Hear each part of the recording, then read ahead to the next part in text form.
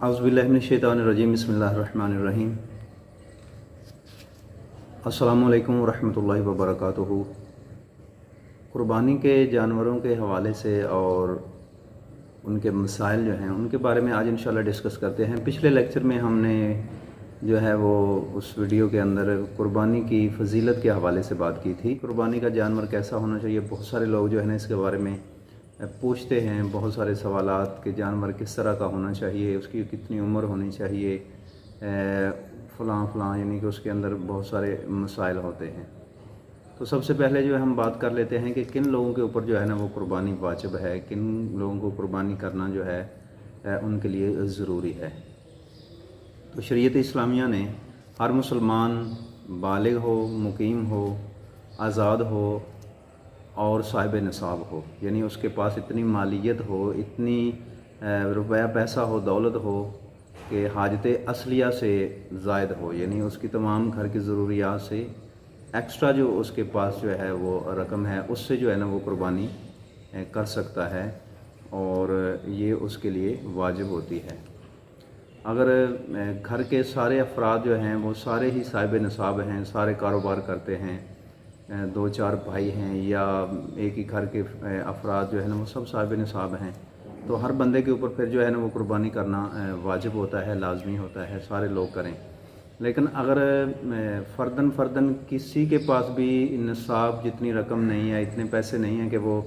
क़ुरबानी कर सकें, तो अगर घर के सारे अफराद मिल के जो है वो निसाब को पहुंच जाते हैं, यानी सारे लोगों की इनकम जो है, आमदन जो है ना वो इकट्ठी की जाए तो वो साहिब निसाब हो जाते हैं, तो भी उस घर वाले लोगों के लिए जो है ना वो क़ुरबानी लेना, वो सारे जो है ना उसमें मुश्तरका तौर पे हिस्सा डालें और क़ुरबानी ख़रीद कर अल्लाह के नाम पे जो है ना वो ज़िबा करें, ये उनके लिए जो है ज़रूरी है। क़ुरबानी के जानवरों में कौन कौन से जानवर शामिल हैं? ऊँट शामिल है। ऊँट जी के उसकी उम्र जो है ना वो 5 साल की होनी चाहिए, 5 साल से एक दिन भी कम होगा तो उसकी क़ुरबानी जायज़ नहीं है। गाय और भैंस, यानी भैंसा जो है जिसको पंजाबी में कटा भी कहते हैं, उसकी भी क़ुरबानी करना जायज़ है। और गाय यानी बछड़ा, इसकी उम्र जो है ना वो कम से कम 2 साल होनी चाहिए, 2 साल से कम नहीं होनी चाहिए। और इसके अलावा बकरी या बकरा, भेड़, दुम्बा, इनकी क़ुरबानी जो है ना वो भी इस्लाम ने जायज़ करार दी है। और दुम्बा जो है वो 6 माह का जो है ना वो भी लग सकता है, लेकिन देखने में वो फरबा हो, मोटा ताज़ा हो और 1 साल के बकरे के बराबर जो है ना वो नज़र आता हो तो उसकी क़ुरबानी भी जायज़ है। लेकिन अगर वो कमज़ोर है तो ऐसी सूरत में नहीं है। और बकरे की उम्र जो है वो कम से कम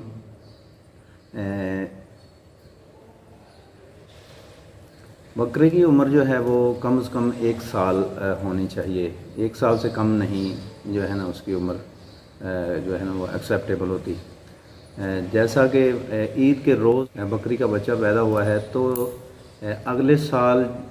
ईद के पहले रोज़ अगर वो पैदा हुआ है तो अगले साल ईद के पहले रोज़ की क़ुरबानी जायज़ है। अगर वो दूसरे रोज़ पैदा हुआ है तो भी वो साल का हो जाएगा, यानी अगर वो सुबह पैदा हुआ है तो उसे हिसाब से देखेंगे 9-10 बजे, जितने बजे भी वो पैदा हुआ है तो उसे 1 आध घंटा जो है ना वो बाद में उसकी एज कंप्लीट हो जाती है। तो ये कमरी हिसाब से जो है ना और ये साल काउंट किए जाएंगे, यानी चाँद के एतबार से जो है ना वो साल काउंट किया जाएगा, 2 साल या 5 साल ऊँट के लिए। तो ये शरअ ने इसके जो है ना वो उम्र मुकर्रर फरमाई है। इसके अलावा कुछ जानवर ऐसे हैं जैसे बेसींग, जिनके सींग नहीं होते। लोग पूछते हैं जी हमारे जानवर जो हैं उनके सींग नहीं हैं तो क्या बकरे के सींग नहीं हैं, क्या उनकी क़ुरबानी भी जायज़ है? तो बेसींग बकरा या कोई इस तरह का जानवर है तो उसकी भी टूटा हुआ ना हो, कुदरती उसके सींग नहीं हैं, तो ऐसे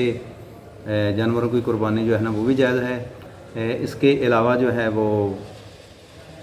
खस्सी जो बकरा है उसकी क़ुरबानी करना भी जायज़ है। और अगर कोई दीवाना या पागलपन उस जानवर के अंदर है तो उसकी क़ुरबानी भी करना जायज़ है। और उसके लिए शर्त यह है कि वो घास वगैरह, चारा वगैरह खाता हो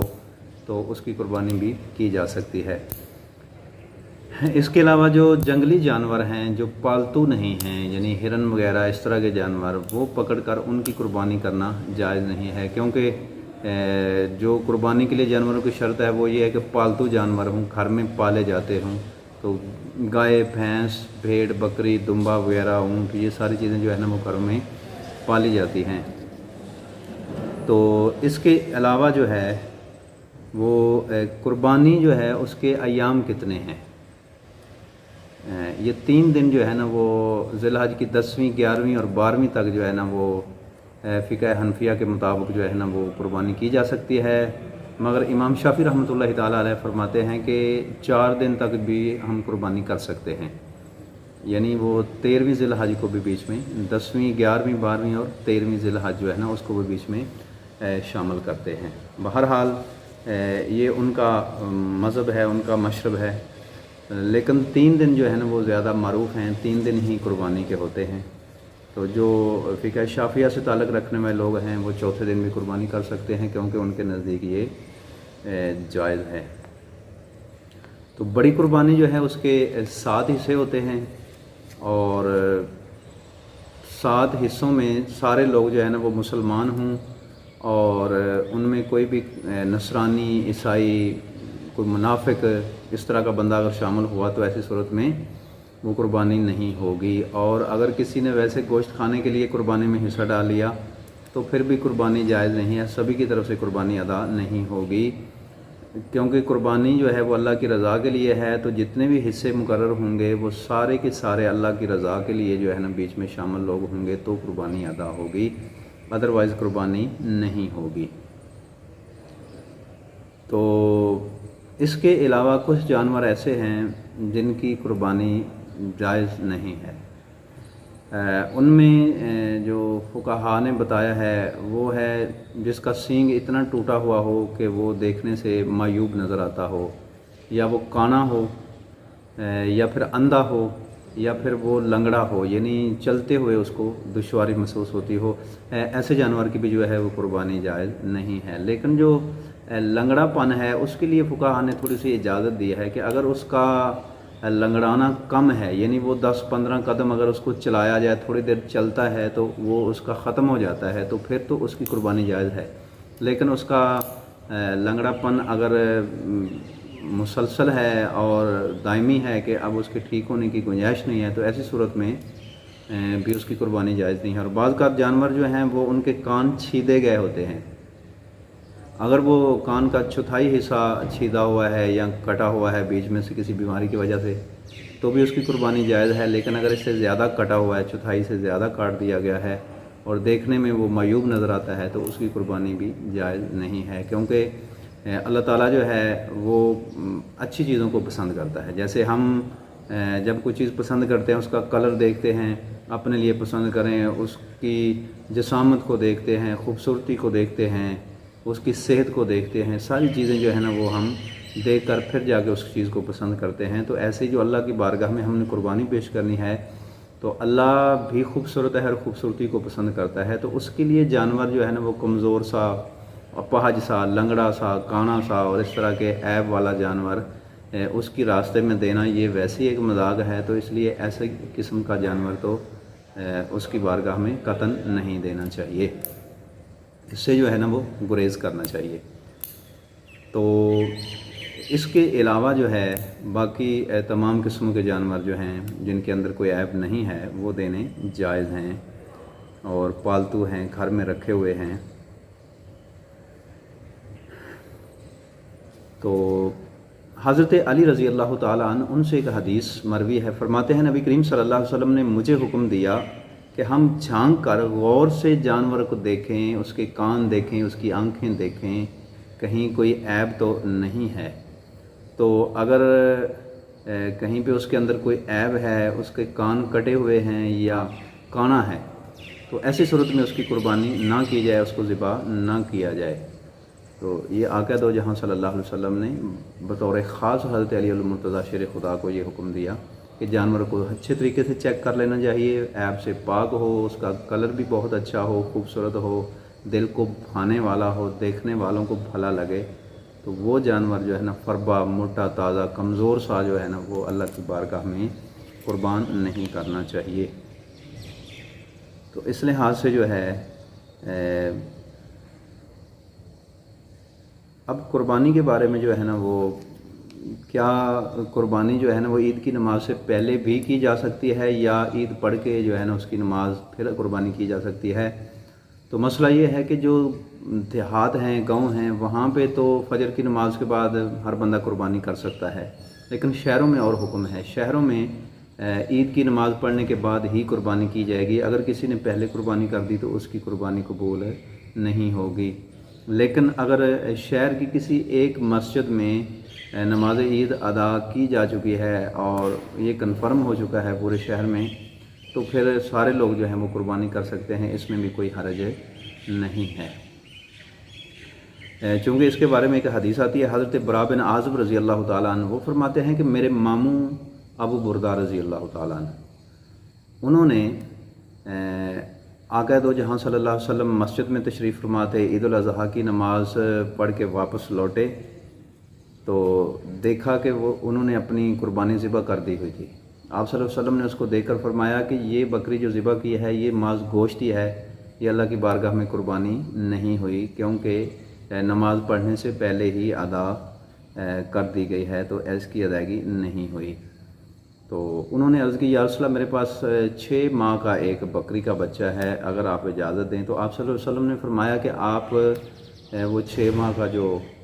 بکرا ہے وہی ذبح کر لیں، آپ کی طرف سے قربانی ہو جائے گی، مگر آپ کے علاوہ